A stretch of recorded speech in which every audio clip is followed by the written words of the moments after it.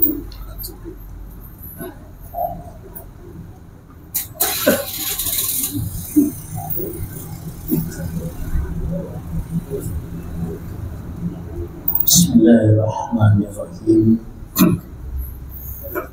Assalamualaikum warahmatullahi wabarakatuh. Alhamdulillahi rabbil alamin, wal 'aqibatu lil muttaqin, wala udwana illa 'alal zalimin. Allahumma sholli wa sallim wa barik ala sayyidina wa maulana Muhammadin wa ala alihi wa ashabihi wa man tabi'ahum bi ihsanin ila yaumil. Amma ba'du. Bapak Ibu kaum muslimin jamaah salat maghrib yang semoga Allah Ta'ala berkahi dan rahmat. Insya Allah sebentar lagi dalam hitungan hari kita bersama-sama akan menyambut suatu momen yang paling banyak ditunggu-tunggu oleh miliaran kaum muslimin sedunia. Itu kalau ditunggu, karena tidak sedikit juga kaum muslimin itu yang senep kalau bulan Ramadan datang. Tuh kok bisa senep, kenapa? Harusnya kan malah seneng, gembira, sukacita. Ini ada sebagian umat Islam kalau bulan Ramadan datang malah seneng, ya, sedih, sakit hati kalau ada Ramadan. Padahal tema kita kali ini adalah berpuasa seperti Nabi. Apa terus kemudian kita pernah lihat prakteknya Nabi berpuasa? Tidak. Apa kita pernah bertemu langsung dengan Rasulullah Shallallahu Alaihi Wasallam? Kok puasanya disuruh seperti Nabi? Ya, kita berpuasa sebagaimana sunnah-sunnah atau hadis-hadis Rasul Shallallahu Alaihi Wasallam yang memberikan informasi tentang bagaimana Rasulullah Shallallahu Alaihi Wasallam menghidupkan bulan Ramadan. Lewat hadisnya, lewat sunnahnya, bukan kita ketemu langsung, tidak. Nah, salah satu di antara bagaimana Rasulullah Shallallahu Alaihi Wasallam ketika datang bulan Ramadan, beliau itu menyambut gembira, sukacita, senang. Makanya kemudian ketika muncul satu hilal Ramadan, beliau itu senangnya bukan main, Bapak Ibu. Kegembiraan beliau ini disampaikan kepada para sahabat. Qad ja'akum Ramadan. Bulan Ramadan telah datang sama kalian. Syahrun mubarak, bulan yang diberkahi. Iftaradallahu alaikum siyamahu. Allah wajibkan berpuasa bagi kalian. Tuftahu fihi abwabul jannah. Dibukakan di dalamnya pintu-pintu surga. Wa tughlaqu fihi abwabul jahim. Pintu-pintu neraka jahim itu ditutup. Wa tughallu fihi syayatin. Setan-setan itu terbelenggu. Fihi lailatun khairun min alfi syahrin. Di dalamnya ada satu malam yang lebih baik dari 1000 bulan. Man haruma khairuhu faqad hurima. Maka barang siapa yang dihalangi untuk mendapatkan kebaikannya, maka dia akan terhalangi. Coba, ini bentuk kegembiraan Kanjeng Nabi, Pak. Jadi kalau ada bulan Ramadan itu, beliau gembira sampaikan sama para sahabat. Lah gembiranya di mana? Kok ada Ramadan datang, umat Islam itu kok seneng, kok gembira? Letaknya di mana nih kegembiraannya?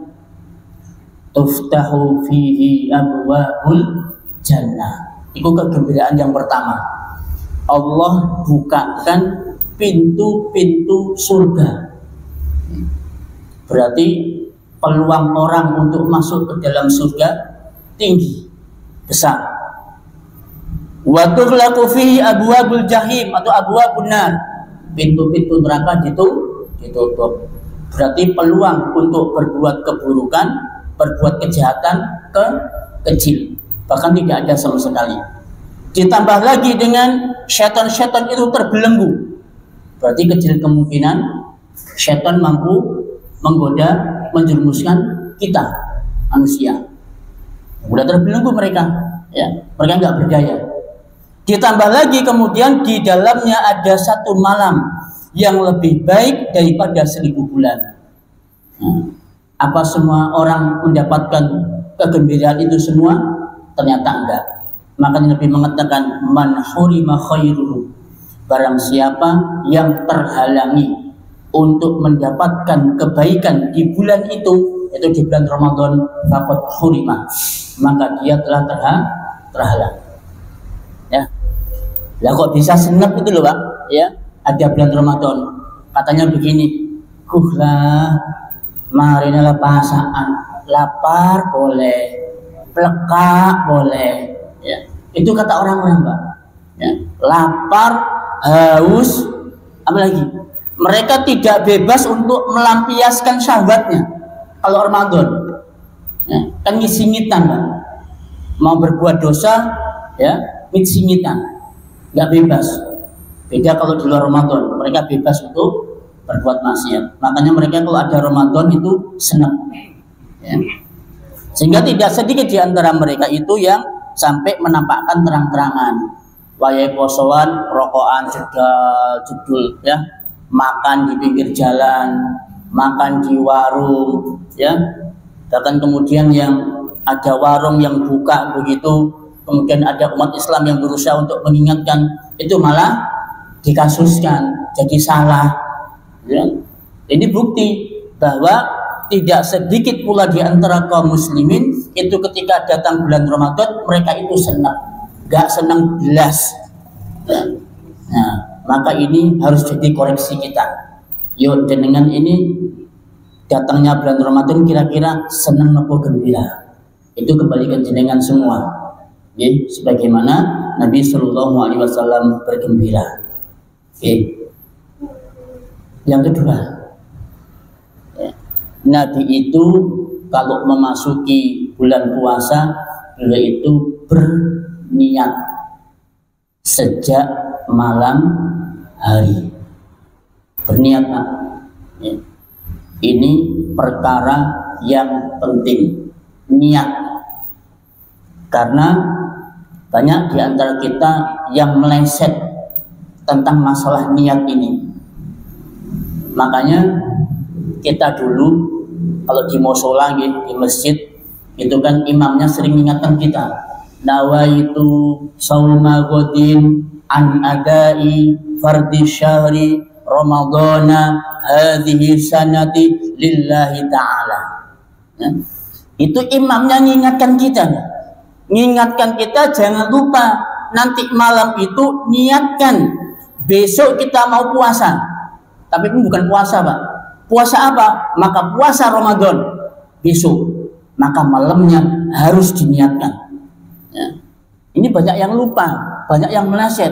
Padahal kata Kanjeng Nabi, "Malam yubayyit as-siyama qabla al-fajri fala siyama lahu." Nih, hati-hati. Barang siapa yang pada malam harinya dia tidak niat, nggak niat besok mau puasa, nggak niat besok mau puasa Ramadan sebelum fajar, maka puasanya tidak sah. Puasanya tidak sah. Nah, ini niat penting Bapak Ibu semua. Ya. Nah, sehingga niat ini kata para ulama mereka sepakat bahwa di dalam hati. Nah, karena di dalam hati banyak orang itu kadang tidak selalu. Karena itu tepatnya di dalam hati, banyak kemudian umat Islam itu lupa. Pulangnya ini ngateh, Pak. Tak diucapkan, nggak dilafatin, akhirnya lupa. Atau mungkin dia lalai. Makanya para imam seringkali mengingatkan, jok lali, kok bengi, niati, nawaitu shauma ghadin. Ya, meskipun kata para ulama niat itu tidak harus diucapkan. Ya. Tapi nek jenengan niku wonge cepet gamangan, mang-mang, sering lupa, sering lalai, maka nggak ada salahnya jenengan niat di malam hari itu dengan mengucapkan, ya Allah, saya berniat besok mau puasa Ramadan lillahi ta'ala. Diucapkan nggak apa-apa. Makanya dalam mazhab Syafi'i itu Bapak Ibu semua, niat diucapkan itu liyusa idal lisanul qalba, untuk membantu hati itu dalam berniat, maka perlu diucapkan dengan lisan, Pak. Ya. Nah, tapi nak jenengan sudah mantep, ya niat pakai hati sudah mantep, nggak mungkin lali, nggak mungkin lupa, ya nggak usah diucapkan. Ya, cukup di dalam hati. Tapi nak jenengan wonge lalian, sering lalai, maka tidak ada salahnya mengucapkan di niat, dan itu tidak bid'ah. Ya, mengucapkan niat itu tidak bid'ah, apalagi dalam rangka untuk membantu hati. Oke. Yang ketiga, ini Nabi Shallallahu Alaihi Wasallam berpuasanya itu mengakhirkan sahur. Nah, ini sahur juga penting, Pak. Kata Nabi Shallallahu Alaihi Wasallam, tasahharu fa inna fis sahuri barakah. Makan sahurlah kalian, sesungguhnya di dalam makan sahur itu ada keberkahan. Ini banyak juga orang yang lalai dalam makan sahur, terutama mereka yang suka begadang. Ya, kalau begadangnya baca Quran sih tidak masalah, begadangnya sholat lail bagus. Ini begadangnya tuh kadang main sekat, main remi, main gaple, dominoan, ngeslot, itu sampai begadang. Coba, Ramadan tidak diisi malam-malam mereka dengan kegiatan yang bermanfaat, ya, yang berbau dengan ketaatan, malah diisi dengan hal yang sia-sia. Karena saking mereka itu saking malamnya tidur, ya, sehingga mereka pun tidak sahur. Lalu sahurnya tidurnya jam 12, Pak. Jam 1 baru tidur. Pas dibangunkan jam 3, tidak mungkin bangun. Akhirnya tidak makan sahur. Akhirnya besoknya lemes, akhirnya mokel, gitu kan? Itu banyak kayak begitu di masyarakat kita. Terutama para pemuda-pemuda, ya, juga tidak sedikit bapak-bapak juga, itu meninggalkan makan sahur. Ya. Padahal di dalam makan sahur ini, subhanallah, ya, banyak sekali manfaat dan keberkahan di dalamnya. Salah satunya adalah untuk menguatkan kita pada saat besok mau berpuasa. Coba untuk menguatkan. Bahkan sahur ini, mengakhirkan sahur ini adalah salah satu di antara bentuk kebaikan. Nabi mengatakan, la tazalu ummati bi khairin. Umatku senantiasa berada dalam kebaikan, ma'ajjal iftar wa akhir sahur. Selama mereka menyegerakan berbuka dan mengakhirkan sahur. Loh, ini kebiasaan Kanjeng Nabi, mengakhirkan sahur. Nah, berapa sih kira-kira durasi waktunya kita untuk makan sahur? Ya. Disebutkan dalam sebuah hadis, ya, dari Anas bin Malik, ketika beliau itu sahur bersama para sahabatnya, di antaranya Zaid bin Sabit radhiyallahu an, itu ditanya berapa jaraknya Kanjeng Nabi itu sahur sampai masuknya waktu sholat subuh. Maka Anas mengatakan, ma yaqra'ur rajulu khamsina ayat. Jaraknya itu 50 ayat. Nah, 50 ayat itu, Pak, kalau dikira-kirakan pakai waktu, bacanya sedang-sedang, ya enggak cepat-cepat, ya enggak lambat-lambat, itu sekitar 10 menit. Baca 50 ayat. Berarti jenengan selesai makan sahur, ya, sampai dengan nanti waktu sholat subuh, tulu'ul fajri, itu 10 menit. Ya. Nah, kalau kita jangan 10 menit, Pak. Nanti jenengan ke susu-susu, keburu-buru terus plegen. Bahaya kalau plegen, Pak. ya. Maka dikasih waktu kita ini 30 menit lah, enak 30 menit. Makan nyantai ya, nanti sik ngopi, yang rokokan kadang sik rokokan, ya. Kadang sik makan buah, kadang sik makan galagil, gitu kan. Nah 10 menit kurang Pak, kurang. Maka 30 menit, 30 menit dari waktu sholat subuh, ya, dari waktu sholat subuh. Nah sehingga seringkali kan kita dengar di masjid-masjid, tantretan, pak bapak, bu ibu, waktu imsak orang 10 menit, gitu kan, mau sholat di masjid. Yaitu bukan dalam rangka untuk melarang jenengan makan, bukan. Ya, jangan disalahpahami. Itu adalah peringatan atau informasi dangdang. Subuh kurang 10 menit, imsak kurang 10 menit, ya. Segera makan, segera minum, jangan sampai melambat-lambat. Nanti bisa keduluan subuh. Itu begitu maksudnya, Pak. Cuma kemudian disalahpahami, ya, disalahpahami oleh sebagian besar kaum muslimin sehingga waktu imsak itu adalah waktu larangan untuk makan dan minum. Padahal salah, bukan itu pemahamannya. Pemahamannya adalah, ya, mereka itu memberikan informasi agar supaya kita ini bersegera sahur. Coba nak jenengan bukan dieling no, ya. Imsak orang 10 menit, imsak orang 5 menit, ajulian, Pak Tony, ya, Bu Wati, sahur, dan gitu Pak, ya. Nah itu dalam rangka itu mengingatkan kita, ayo dang sahur, gitu kan. Bukan untuk melarang jenengan, Pak Joko ojo mangan, Bu Wati ojo mangan, wis imsak, bukan, ya, bukan seperti itu. Karena waktu imsak itu waktu di mana kita masih diperbolehkan untuk makan dan minum, ya. Nah ini juga perlu difahami bersama sehingga tidak menimbulkan gesekan di masyarakat kita tentang masalah informasi atau pengumuman tentang imsak, ya. Jangan disalahpahami. Oke. Itu yang ketiga, ya. Nabi Shallallahu Alaihi Wasallam itu terbiasa makan sahur dan mengakhirkan sahur, ya. Yang keempat, menyegerakan berbuka, ya. Menyegerakan berbuka. Apa maksudnya menyegerakan berbuka? Maksudnya adalah ketika matahari sudah terbenam, ya, matahari sudah terbenam, maka disitulah sudah boleh kita itu untuk berbuka. Jadi tak usah sampai menunggu azan maghrib, ya. Nah kita kalau menunggu azan maghrib Pak, kadang nih ya, yang kadang tapi kadang masjid itu beda yang lama Pak, ya. Jadi muazzinnya kan nggak langsung azan, makan kada Pak, ngenom, makan, ada Bon, ya, makan tuh 5 menit 10 menit. Jadi habis dia makan baru kemudian dia azan. Tak tahu masyarakat menunggu semua Pak. Cuma bila si azan ya, nunggu azan. Padahal waktu berbuka itu bukan menunggu azan, pas matahari sudah terbenam, ya. Nah, makanya kalau masyarakat patokannya adalah azan maghrib, ya perlu disepakati bersama. Kira-kira matahari terbenam itu jam berapa? Ya muazzinnya harus standby, ya. Begitu matahari sudah terbenam jam sekian, maka dia minum sebentar kemudian dia azan. Cik ada Pak.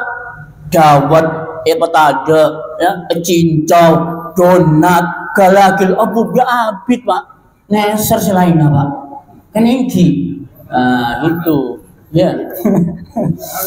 Nah, ini bahaya ini muazzinnya ini. Kasihan untuk yang lain, ya. Nah, jadi dengan menyegerakan berbuka ketika matahari sudah terbenam. Mengapa sih kalau kita disuruh menyegerakan berbuka? Yang pertama karena kita dilarang untuk melakukan puasa wisol. Puasa wisol itu puasa dilakukan secara terus-menerus, tidak berbuka. Itu tidak boleh Pak, dilarang dalam Islam, ya. Puasa dengan berwisol tanpa berbuka. Dan kemudian sebagai bentuk untuk menyelisihi, berbeda dengan orang-orang ahli kitab Yahudi dan Nasrani. Karena mereka itu kalau berpuasa, mereka itu nggak langsung berbuka, tapi ditunda Pak, ya, ditunda 1 jam lagi, 2 jam lagi, mereka baru berbuka. Maka Nabi mengatakan, la yazalul ladzina zahiran ma'ajalan nas al-iftar. Islam akan terus tetap berjaya ketika manusia menyegerakan waktu berbuka. Li'annal yahuda wan nasara yuakhiruna. Karena orang-orang Yahudi dan orang-orang Nasrani itu mengakhirkan berbuka. Ini harus dipahami bersama, okay? Mengakhirkan sahur, menyegerakan berbuka. Jangan ditunda. Oh, saya masih kuat Ustaz, nanti sajalah habisnya maghrib. Jangan. Ya. Kita harus berbeda dengan orang Yahudi Nasrani. Jadi meskipun kuat, maka minumlah. Ya, 1 teguk sajalah minimal bisa membatalkan puasa. Okay. Yang kelima, di antara kebiasaan Nabi Shallallahu Alaihi Wasallam ketika berpuasa itu adalah berdoa ketika berbuka. Nah, ini banyak yang dilalaikan juga sama kaum muslimin. Berdoa ketika berbuka. Kanjeng Nabi mengatakan, salasatun la turaddu da'watuhum. Ada 3 orang yang doanya tidak tertolak, berarti dikabulkan. Sing nomor 1 al-imamul adil, pemimpin sing adil. Kudungane diijabah, dikabul. Yang nomor 2 wasaimu hina yuftir, orang yang puasa ketika dia berbuka. Doliki. Jadi eman waktu-waktu yang dimana doanya jenengan dikabulkan orang yang berpuasa sampai dia berbuka. Maka di saat jenengan berbuka, wes dongo apa yang menjadi hajat kita. Ya. Sing durung di bojo ketika berpuasa, ya Allah, di waktu berbuka ini ya Allah, tolong ya, nanti akhir Ramadan temukan jodoh saya. Loh, dikabulkan Pak. Ya, orang berpuasa. Sing pengen duwe omah, sing saiki jek ngontrak, yang sekarang masih tinggal di PMI, Pondok Mertua Indah, di saat puasa jenengan dongo, ya Allah, saya sudah 5 tahun ya Allah, tak ndik compok, tak ndik bungkoh ya Allah. Maka di akhir Ramadan ya Allah, jabit abid Ramadan ya Allah. Jangan lupa Ramadan. Di Ramadan ini ya Allah, tolong beli saya rumah. Bisa nggak bagi Allah Pak? Yogi Sawan. Ya, sing belum punya rumah, sing pingin duwe mobil di bulan Ramadan, dongo, ya Allah, saya Ramadan ini pengen punya mobil, nanti supaya Idul Fitri saya bisa sonjo sama orang tua. Dongo Pak. Ya, dikabulkan doa jenengan. Apa meneh? Sing kepingin maneh, ya, nek kepingin loro, kepingin telu, entuk mboten dongo Pak? Ya boleh lah, untuk masa tidak boleh. Ya Allah, doanya bagaimana? Ya pakai bahasa Indonesia saja lah, ya, atau pakai bahasa Indonesia, bahasa Jawa, bahasa Madura. Ya Rabbi, ya Hayyu, ya Qayyum, ya Rahman, ya Rahim. Engkau neka makin di setung ya Allah, mak cek saran bulan nikah, nah, gitu kan? Doa Bapak, nggak jadi masalah. Nah, nanti jenengan kuat-kuatan sama ibu-ibu. Ibu-ibu juga doa. Nah, ibu-ibu kan tidak mau nih. Nah, doa juga ibu-ibu. Ya Allah, tolong ya Allah. Nah, jangan kabulkan doa suami saya. Gitu ya. Doanya ini sama doanya suami. Ya podo-podo poso nih. Ayo sapa sing kuat dongone. Nah, itu kan. Ya. Wah, ini kata Nabi, wasaimu hina yuftir, orang yang berpuasa ketika dia berbuka, dongo. Ya. Sing nomor 3, wada'watul mazlum, doanya orang yang terzalimi. Yani, ya Allah, tolong berikan sama negara kami pemimpin yang baik. Loh, Pak, itu juga Masya Allah loh. Ya Allah, tolong hancurkan segala macam kecurangan dan makar di negeri ini. Lu jenengan dongo Pak, biar kecurangan dan makar-makar yang dilakukan oleh orang zalim di negeri ini Allah hancurkan. Mumpung posoan loh, ya, mumpung poso.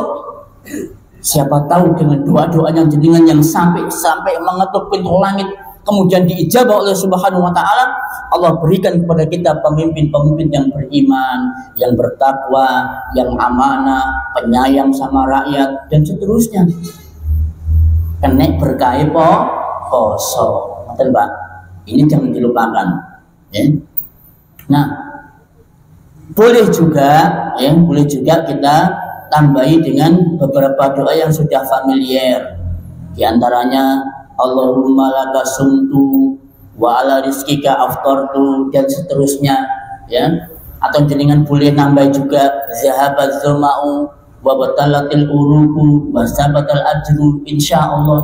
Itu semua doa-doa yang maksur, yang sahih. Enggak ada doa-doa itu yang bid'ah. Allahumma laka sumtu konon katanya bid'ah. Ternyata setelah dibaca dipelajari londa.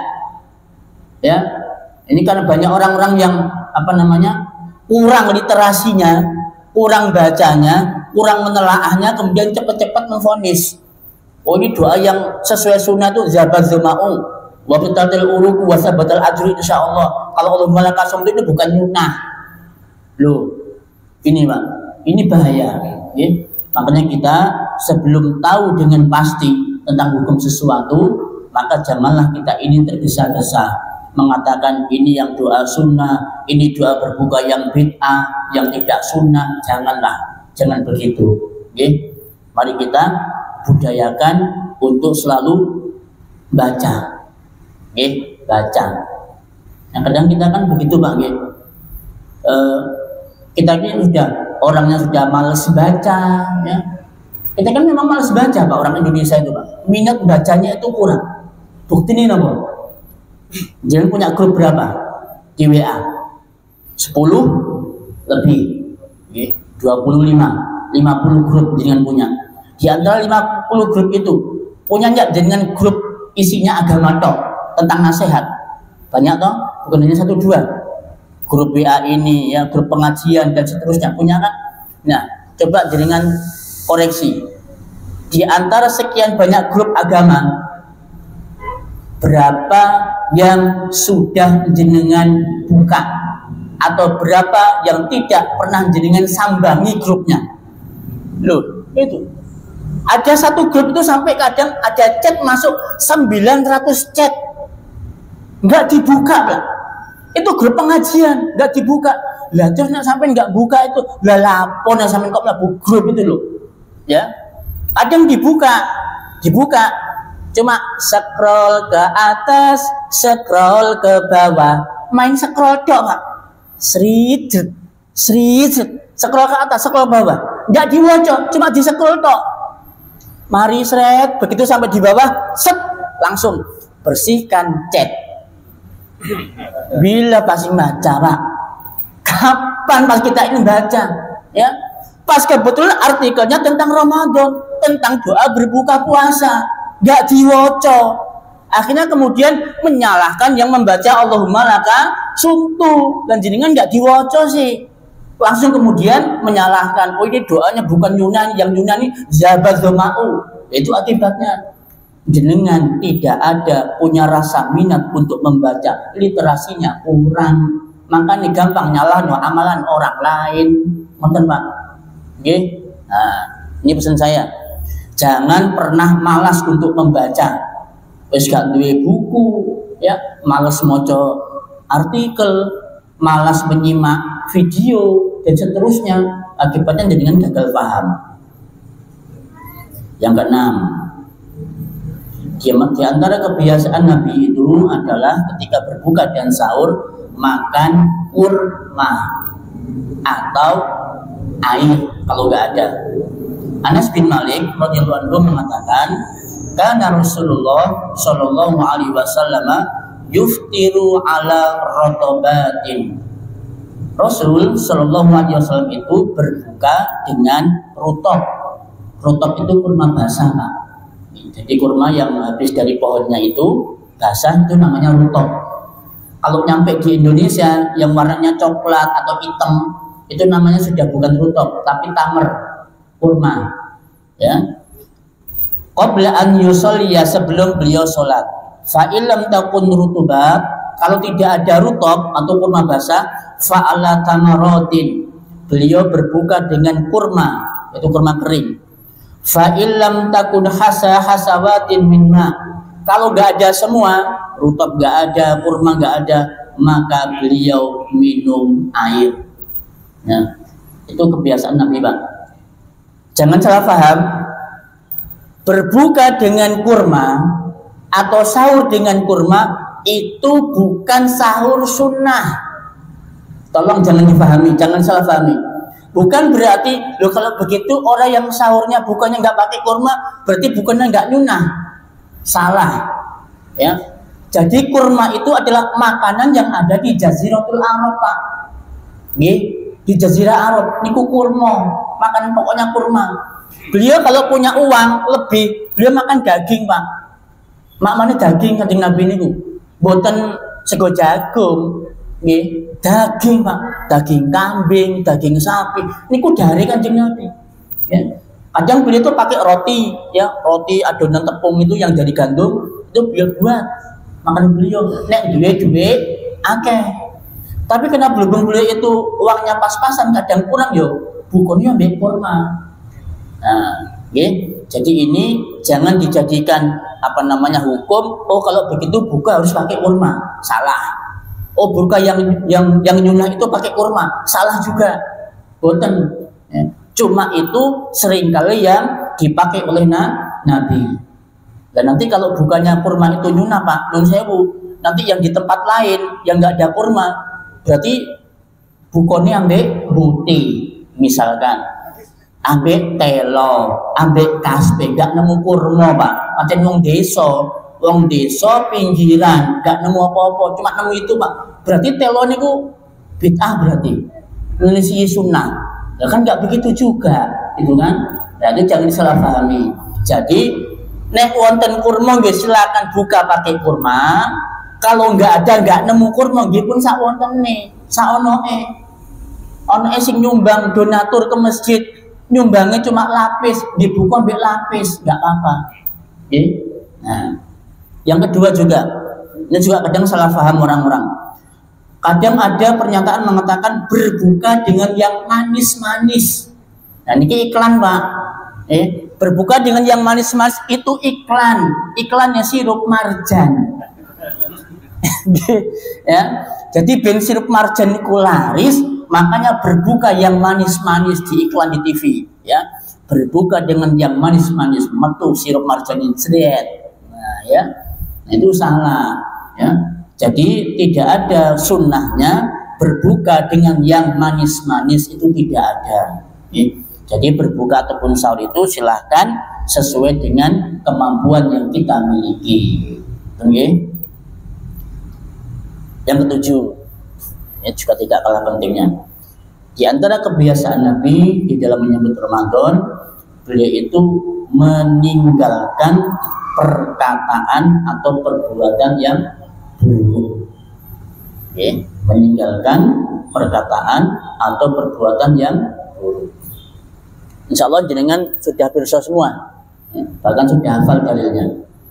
Man lam yada qaula zur, barang siapa yang tidak meninggalkan perkataan dusta, wal amal bihi, dan perbuatan curang. Saya ulangi, barang siapa yang tidak meninggalkan perkataan dusta, perbuatan curang, culas, ya, falaisa lillahi hajatun, Allah enggak butuh fi an yada'a ta'amahu wa syarabahu, dia meninggalkan lapar dan meninggalkan haus. Hati-hati, Bang. Man sapone wong sing poso, sing Ramadan ndak iso ninggalake perkataan yang dusta, ya, omongan yang carpak, yang ngelpok, ya, dan kemudian perbuatan yang curang, yang culas, nih Allah nggak butuh kamu itu lapar, Allah nggak butuh kamu haus, puasamu nggak berpahala. Nah, ini persoalan. Padahal umat Islam di Indonesia kan udah 11 bulan yang lalu nih digembleng, dicandra di muka selama 11 bulan yang lalu dengan madrasah Ramadan. Bahkan hadis ini nggak pernah luput, Pak. Nggak pernah luput dari para dai, para jurda, disampaikan di kultum. Mansopone wong gak iso ninggalno dusta dan perbuatan yang curang. Loh, sik buru 11 bulan yang lalu, ini mau masuk Ramadan lagi. Ternyata yang namanya kebohongan dan kecurangan itu menjadi viral dan konsumsi sehari-hari yang kita saksikan, Pak. Benar Ramadan. Nah, berarti orang-orang yang telah berbuat curang, melakukan kedustaan di masyarakat kita ini, hati-hati. Poso-poso yang jenengan tidak akan diterima oleh Allah Subhanahu wa taala. Dulu Gusti Kanjeng Nabi yang dawuh. Segala macam kecurangan, segala macam kebohongan ketika bulan Ramadan, maka Allah tidak akan menerima puasanya. Itu maaf, saya lagi tidak sedang kampanye loh ya. Boten. Tapi ini saya sampaikan hadis Nabi. Ya, jangan sampai Ramadan kita ini tercederai dengan perbuatan curang dan juga kemudian kebohongan. Hati-hati Pak, kecurangan itu bukan hanya miliknya orang-orang atas, enggak. Tetapi kecurangan itu bisa dilakukan oleh siapa saja. Kebohongan itu bisa diucapkan oleh siapa saja. Kebohongan Pak. Apalagi ini sudah masuk di bulan Ramadan. Hati-hati banget Pak. Hati-hati banget. Ya sudah menjadi rahasia umum, saya kira begitu ya. Ini biasanya para pegawai, para pejabat, para karyawan kalau lagi sedang bikin SPJ, laporan pertanggungjawaban kepada atasan, ya, kemudian kepada atasannya lagi. Ini udah jadi rahasia umum Pak. Semua orang tahu. Instansi manapun, kantor manapun, BUMN manapun, yang namanya kebohongan dan kecurangan itu ada. Ini kok ada. Bahkan orang-orang yang tadinya nih kenceng lurus, nggak gelem bohong, nggak gelem curang, kena akhirnya Pak, ketularan. Kenapa? Ya karena satu kolam, satu circle. Ya, nanti mau nggak ikut gimana? Dikucilkan, tidak dikonco, kemudian nanti akan dimutasi, nanti akan diperlama pangkatnya, jabatannya. Akhirnya pun mau tidak mau dia pun juga ikut dengan kecurangan itu. Ya, itu sudah menjadi rahasia umum. Nah, makanya benar kalau memang kita ini memang sedang dikasih pelajaran sama Allah. Nih, berhubung kamu ini juga suka berbuat curang di kantormu, di perusahaanmu, nih aku kasih kepadamu pemimpin yang curang. Aku berikan kepadamu pemimpin yang suka berbohong. Ya, klop sudah Pak. Ya, jadi tidak usah sambat, tidak usah mengeluh, ya, tidak usah apalah protes, tetek bengah itu tidak usah, karena kita pun telah berbuat curang ya di kantor kita. Ya, kalau jenengan ingin pemimpin yang jujur, pemimpin yang tidak berbuat curang, maka jujurlah kita di kantor, jujurlah kita di perusahaan, jujurlah kita di tempat-tempat yang lain, supaya kita diberikan pemimpin yang jujur. Oke? Ini namanya Ramadan. Yang ke-8, ini yang terakhir. Di antara kebiasaan Nabi Shallallahu Alaihi Wasallam ketika menyambut Ramadan, beliau itu membaca Al-Quran. Ini juga kebiasaan yang sebenarnya sudah membudaya sih sebenarnya ya, sudah membudaya di masyarakat kita, terutama di event-event Ramadan. Tapi ya begitu, dengan bisa lihat berapa persen dari jamaah yang mereka itu menghidupkan Ramadan dengan baca Quran. Coba kita lihat di masjid, cinta darus pinten Pak, 5, 4, nanti sampai akhir 10 Ramadan cuma loro sing darus Pak, cuma loro. Bayangkan, nanti paling akhir masuk di 29 Ramadan dari siji cinta darus. Ya mungkin ada yang mudik barangkali, ada yang bikin kue dan seterusnya. Dari siji Pak yang tadarus. Nah, padahal Nabi SAW itu menghidupkan Ramadan full 30 hari atau 29 hari. Beliau sibukkan dengan membaca Al-Quran bersama dengan malaikat Jibril alaihissalam. Mari kita lihat. Abdullah bin Abbas mengatakan,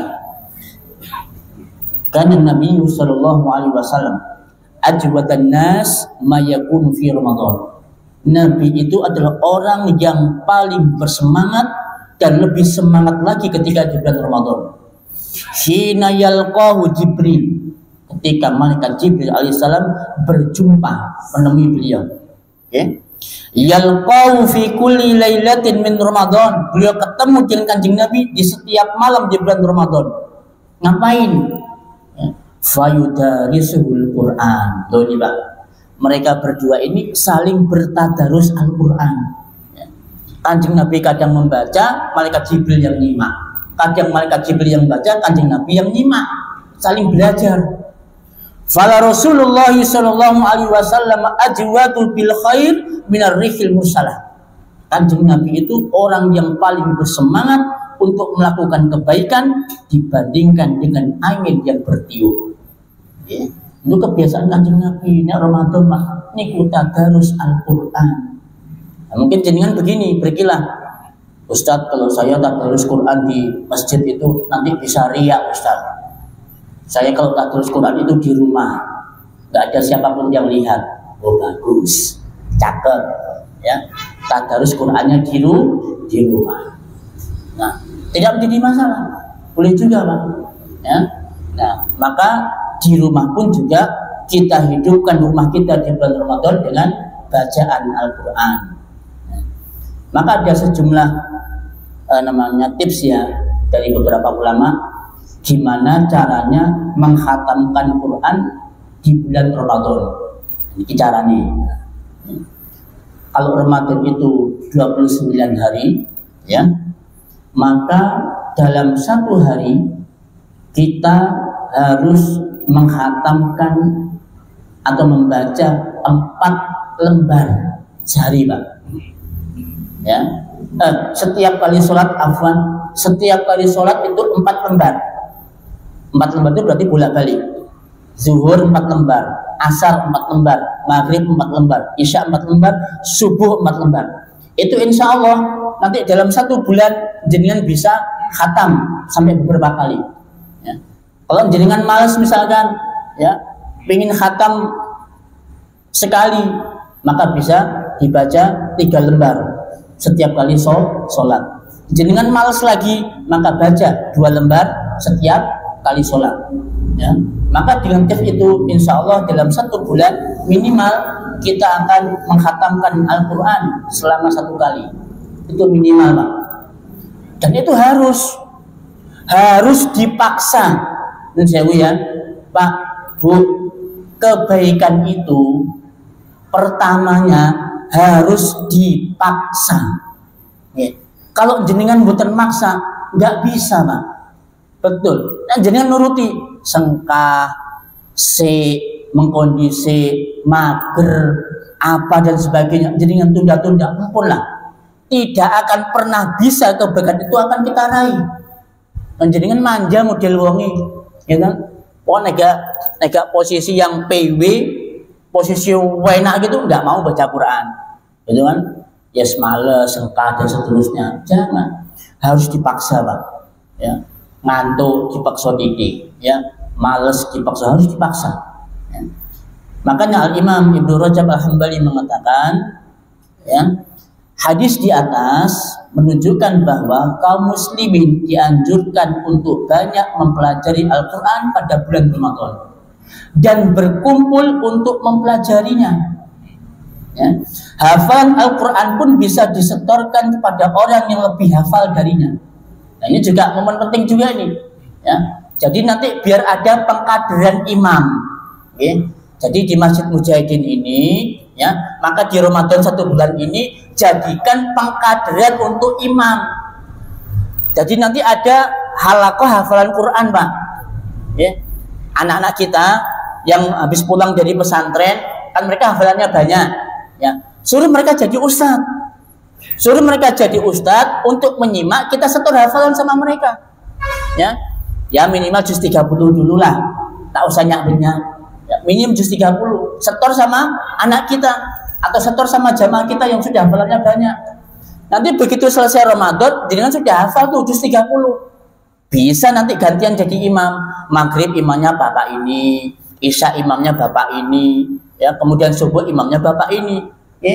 Jadi biar tidak monoton satu orang imamnya, bosen pak, betul, ya, bosen dengan diimami satu orang. Nah, minimal gantian, ganti dengan nada, ganti suara. Oh masya Allah, insya Allah kita masjid Mujahidin tidak akan kekurangan imam, ya, karena sudah terdidik, terlatih di bulan Ramadan selama 1 bulan. Ini penting, ya. Ini kebiasaan para salaf dulu begitu pak. Di samping membaca mereka pun juga setor hafalan, ya, setoran hafalan. Ya. Nah, dalil tersebut juga menunjukkan dianjurkan banyak melakukan tilawah Al-Quran di bulan Ramadan. Ya, termasuk juga penting kita mengaji tafsir. Ya, datangkanlah siapa misalkan ngaji tafsir Jalalain, ya, mulai dari ya tidak usah banyak-banyak dulu, misalkan juz amma, tafsir Jalalain gimana. Tafsir Ibnu Katsir itu bagus, ya. Entah habis subuh sampai nanti terbit matahari, ya kan? Atau mungkin kajian duha kalau lagi libur misalnya, itu bagus dalam rangka untuk menghidupkan Ramadan dengan tadarus Al-Quran. Ya. Bahkan Nabi Shallallahu Alaihi Wasallam diceritakan oleh sahabat Abu Hurairah, karena ya'ridu ala Nabi Al-Quran kulla amin marrotan. Malaikat Jibril itu saling belajar Al-Quran dengan Nabi sebanyak 1 kali khatam sekali. Fa'arada alaihi marrataini fil amil ladzi qubida.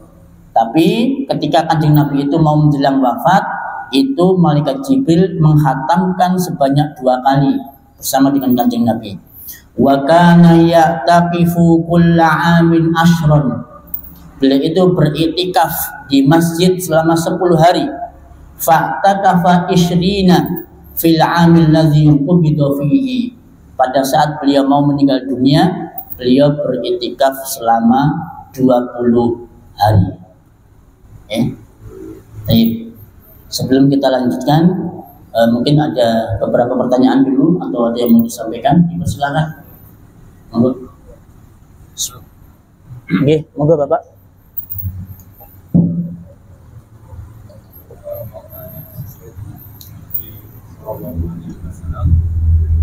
Ketika Ramadan tiba,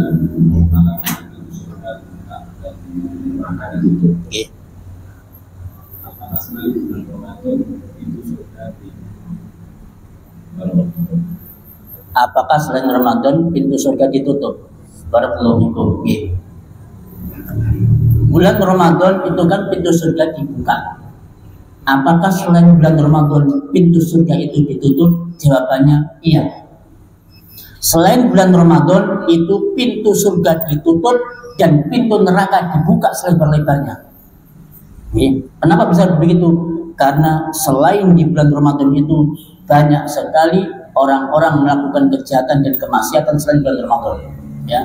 Yang kedua, karena Allah Subhanahu wa taala ingin memuliakan bulan ini, bulan Ramadan ini, benar-benar dimuliakan bulan ini, sehingga kemudian ditutuplah semua pintu-pintu kejahatan dan dibukalah semua pintu-pintu kebaikan, termasuk adanya surga dibuka pintunya, kemudian neraka juga ditutup pintunya, dan rangka untuk memuliakan bulan ini. Yang ketiga, karena Allah Subhanahu wa taala ingin, ya, sebagai bentuk rahmat dan kasih sayangnya Allah ingin memberikan kesempatan kepada hamba-hambanya yang suka berbuat dosa, yang suka berbuat maksiat. Iki lho, ono tak mulan kita siap no 29 30 hari. Yuk hamba-hambaku yang senang berdosa, yang senang bermaksiat, ya, ini bulan yang mulia tak sediakan untuk kalian. Ayo, mana hamba-hambaku yang mau bertobat? Ayo, mana hamba-hambaku yang mau berbuat kebaikan? Aku akan ampuni semua dosa-dosanya. Aku terima semua kebaikan-kebaikannya. Itu begitu Pak. karena saking cintanya dan sayangnya Allah kepada hambanya sampai disediakan 1 bulan, dikasih kesempatan jenengan. Kita semua ini Pak, ya nggak ada kecuali semuanya. Yuk hambaku, mana hamba-hambaku yang suka berdosa, mana hamba-hambaku yang suka bermaksiat. Iki lho bulan Ramadan, tobat, berbuat kebaikan, mumpung umur masih panjang. Itu Pak. Makanya Allah Subhanahu wa taala benar-benar obral pahala, obral kasih sayang, obral rahmat di bulan Ramadan ini. Ya kok wis dikei obral, sudah dibuka pintu selebar-lebar, lah kok jenengan ndak gelem Pak? Duh ya Allah, rugi. Makanya man hurima khairuha, barang siapa yang terhalang dari kebaikan di bulan Ramadan. Napa wonten Pak orang terhalang dari Ramadan? Banyak. Ramadan yo sing seneng ngentit nggih wonten. Wonten Ramadan sing seneng ngentit takjil. Ayo ngaku. Ya kan? Ya Allah. Lho sik kobre Pak Ramadan takjil niku dientit. Digowo mulai lho kanggo apa? Ya. Jenengan kalau beli mampu Pak. Regane cuma 1000 TUT. Ya, harganya cuma 2000 donat. Mampu jenengan beli. Lah kok cek kobre jenengan ngentit. Nun sewu. Ini untuk takmir masjid, ya. Takmir masjid, pengurus takjil. Hati-hati. Supaya tidak ada suudzon, sakwa sangka dari jamaah. Kalau ada takjil yang datang Pak, ojo diumpet ning jero. Ya, maaf, saya tidak sedang mengkritik mujahidin karena saya nggak tahu ceritanya. Tapi ini ada di beberapa masjid, bahkan mungkin sebagian besar masjid. Ya, wallahu a'lam apa takmirnya yang ngentitan takjil, apa ada jamaah yang suka ngentitan takjil. Saya wallahu a'lam nggak ngerti. Tapi ini terjadi. Lu posowan lu ya Allah, kok yucik senengi. Padahal sudah dibuka ini kebaikan-kebaikan ini, rahmat ampunan. Lah kok sik jenenge Pak Ramadan jenengan ngentit niku lho. Ya Allah, ngelus dodo Pak. Betul nih, ya. Makanya kemudian sampai dirasani mbek jamaah Pak. Cengok iku. Mari kita dilebokno. Cengok kan. Balain kok. Sing ngetaki.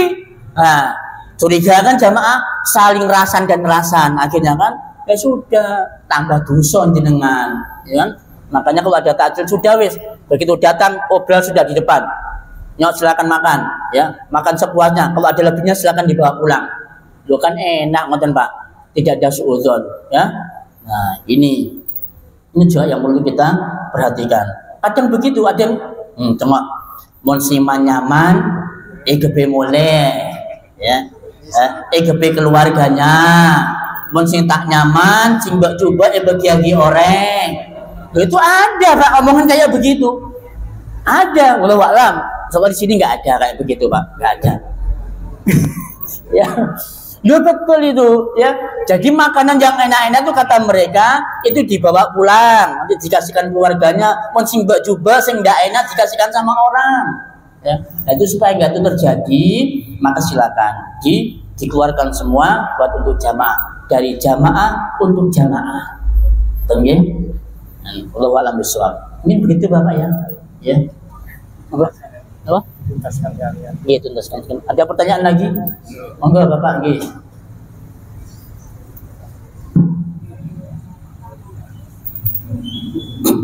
Assalamualaikum warahmatullahi wabarakatuh. Waalaikumsalam warahmatullahi wabarakatuh.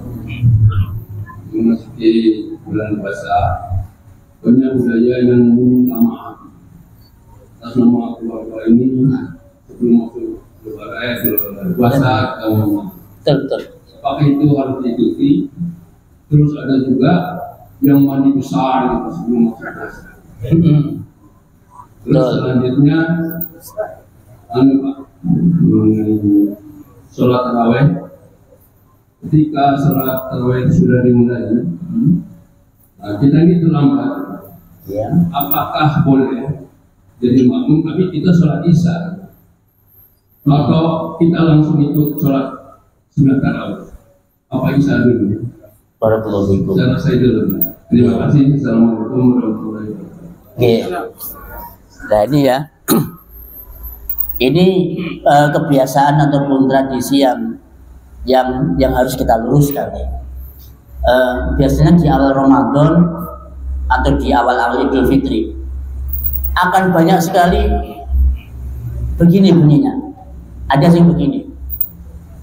Apabila mulut tidak mampu berucap, ya.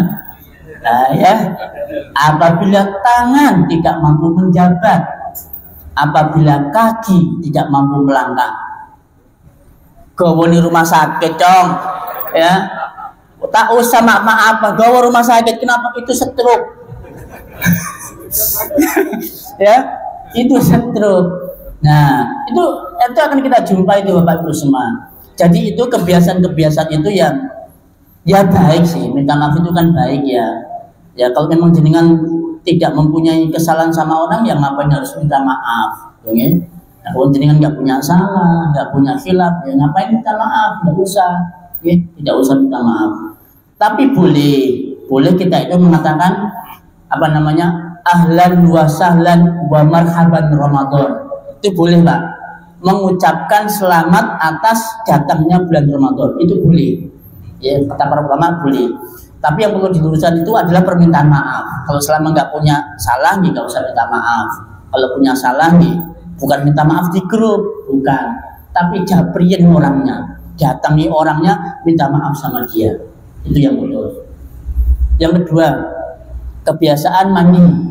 Ya, kalau dulu itu mandi di tempat khusus Pak, dulu itu ya. Itu kalau orang tua kita mandi besar lah namanya begitu. Dan ini juga kebiasaan yang perlu juga diluruskan, bahwa Nabi itu tidak pernah menyambut Ramadan itu dengan mandi besar atau mandi junub, tidak pernah.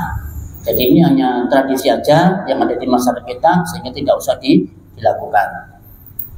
Kemudian yang ketiga, makmum masbuk di saat sholat tarawih itu sudah didirikan. Saya mau bertanya dulu, lah kok bisa masbuk jenengan sholat isya dan sholat tarawih jemaah? Ya, apa jenengan itu kedatangan tamu kah, sehingga sulit untuk mengajak tamunya ke masjid untuk sholat isya?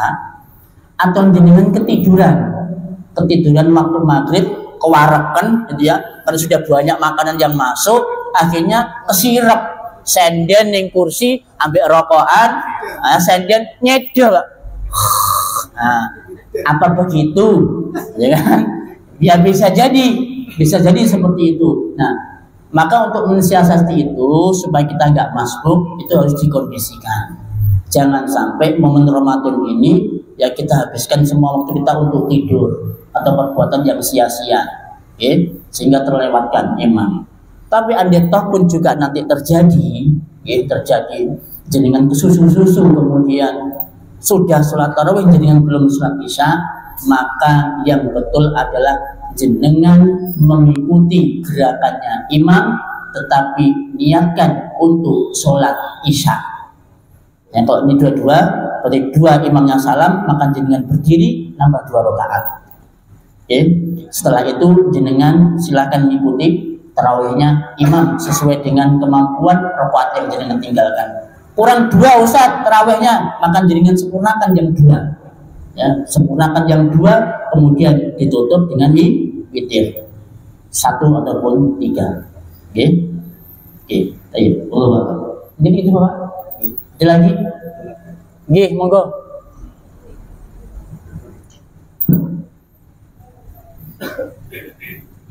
Assalamualaikum warahmatullahi wabarakatuh. Waalaikumsalam warahmatullahi wabarakatuh.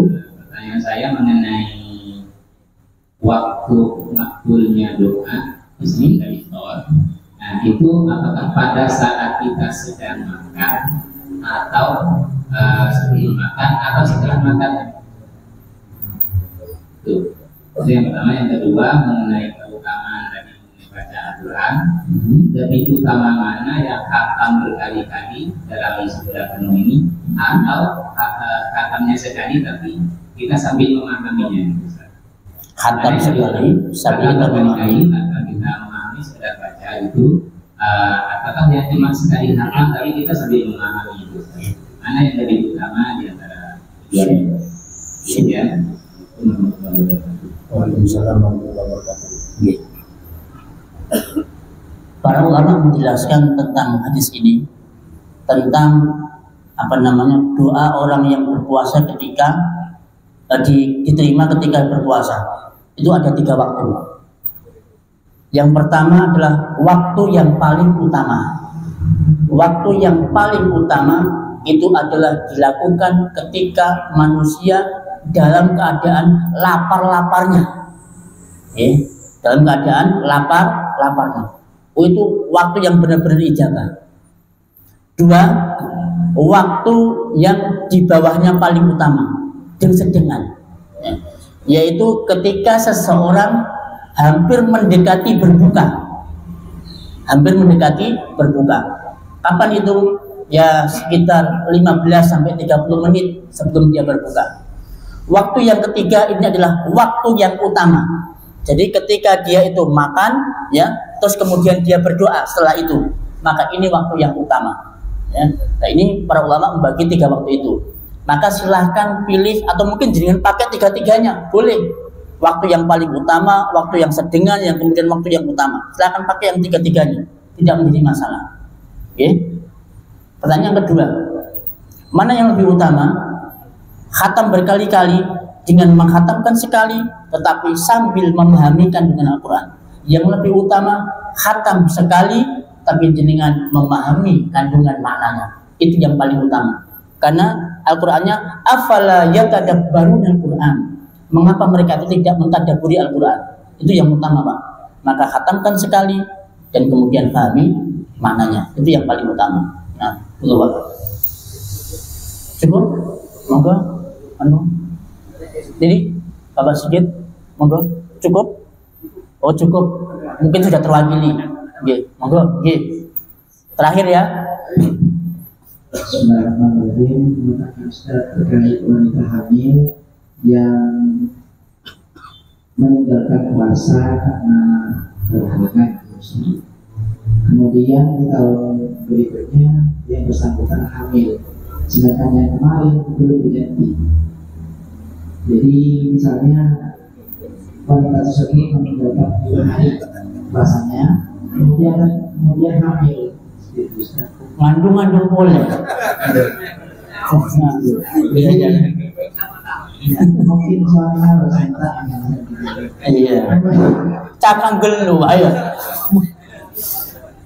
Terus kan sudah khawatir si istri Ustaz. Jadi khawatir terhadap dirinya sendiri sama janinnya. Nah, bagaimana untuk kodok puasanya Ustaz? Apakah juga perlu bayar fidyah atau sebagainya Ustaz? Soalnya kan sudah meninggalkan beberapa kali sudah. Syukran. Assalamualaikum. Waalaikumsalam warahmatullahi wabarakatuh. Ini memang sering kasus terjadi. Jadi begini Bapak Ibu semua, para ulama berfatwa ketika wanita itu hamil dengan puasa, berarti punya hutang berapa? Sebulan lah ya, 30 hari. 30 hari kemudian dia menyusui selama 2 tahun. Maka di antara rentang menyusui tadi itu harusnya bisa seorang ibu itu nyicil puasanya kalau dia memang mampu, nyicil puasanya ya sebatas dia mampu, dicicil Pak. Begitu nanti dia belum selesai nyicilnya kok ternyata hamil lagi, ya terus dirapel Pak, ditambah lagi sudah. Itu kata sebagian ulama begitu. Ada juga para ulama yang berfatwa begini, kalau memang ibu hamil itu dia tidak mampu, lemah fisiknya, kemudian khawatir dengan janinnya, maka cukup dia membayar fidyah, memberi makan orang miskin sebanyak hari yang dia tinggalkan. Cukup dengan membayar fidyah. Ada para ulama yang berfatwa demikian. Monggo silakan dipilih. Kalau ibu-ibu atau istrinya kuat untuk berpuasa, suruh dia puasa Pak, nyicil. Barengi Pak, neser Pak, ya kan jenengan yang berbuat juga. harus yang bertanggung jawab dong, ya. Barengi poso, ya. Wis timbangane sampean dhewe poso tak barengi ben Senin Kemis poso atau mungkin ayamul bid jenengan barengi misalkan puasa, tidak menjadi masalah, gitu kan? Dia tidak sendirian, kan? Nah, kalau tidak mampu, khawatir juga sama janjinya, maka silahkan dengan cara membayar fidyah, ya, itu. Nah, wallahu a'lam. Cukup ya, yang terakhir. Nggih. Oh, monggo, terakhir lagi. Hukumnya ngabuburit lan jalanan. Orang yang puasa kadang-kadang hampir maghrib tuh beli-beli. Itu dari malam kan. Kadang kalau ini dari malam itu jeruk kebuka. Oh, Terima kasih. nggih. Lan jalan ini kan nyari butuh, Pak. Nyari apa? Bukaan dan sebagainya. Ya itu mubah ya. Ngabuburit itu kan mubah-mubah saja sebenarnya. Boleh, gak ada larangan kok. Silahkan monggo dengan jalan-jalan timbangane ngempet luwe lapar lan jalan kan nggak terasa ya, nggak terasa itu boleh saja nggak jadi masalah. Cuma begini Pak, umat Islam itu kan harus punya skala prioritas nih, harus punya skala prioritas mana yang paling penting, lebih penting kan itu. Nah kalau jenengan anggap ngabuburit itu kegiatan yang paling penting, silahkan lakukan Pak, nggak masalah. Atau lebih penting, maka silahkan lakukan. Tapi selama cuma hanya sekedar penting ya, atau mungkin apalah untuk isi, lebih baik kita isi dengan hal yang lebih bermanfaat gitu ya, daripada hanya sekedar dengan ngabuburit. Mungkin begitu. Gitu. Baik. Insya Allah ini akhir pembahasan kita tentang masalah ini ya, membaca Al-Quran itu diantara kebiasaan Nabi ketika datang bulan Ramadan. Dan insya Allah ini juga menjadi akhir pertemuan kita ya. Selama ini, di tahun ini insya Allah kami mohon maaf yang besar-besarnya selama 1 tahun membersamai jenengan kurang berkenan di dalam ucapan kami atau perkataan kami yang menyinggung perasaan, jenengan buat bikin sakit hati, kami minta maaf yang sebesar-besarnya. Kalau ada sumur di ladang, bolehlah kita menumpang mandi. Kalau ada umur panjang, kita akan berjumpa lagi. Subhanallahumma bihamdika asyhadu an la ilaha illa anta astaghfiruka wa atubu ilaik. Wassalamualaikum warahmatullahi wabarakatuh.